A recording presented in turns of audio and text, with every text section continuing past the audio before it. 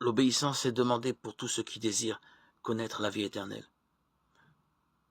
Jésus se situe dans la ligne du Talmud, où l'on trouve le même genre de loi que dans le discours sur la montagne. Matthieu met sur les lèvres de Jésus cette phrase « Tout ce que vous voulez que les hommes vous fassent, faites-le pareillement pour eux. Voilà la loi et les prophètes. » Matthieu 7, 12.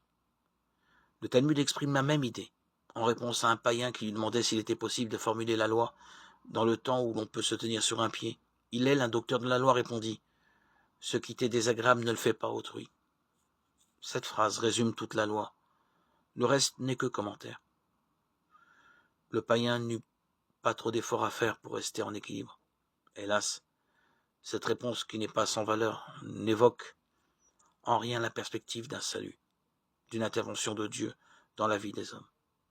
La loi et son inévitable commentaire, c'est tout.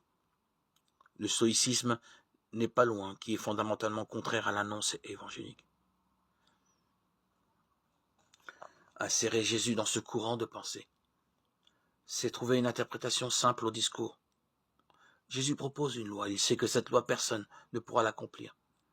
Cependant, il est de nature à amener l'homme à de sérieux efforts, du moins l'espère-t-il, en proposant à l'homme de viser l'impossible.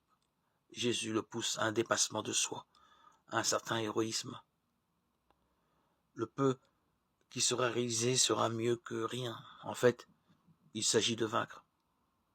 Se vaincre soi-même.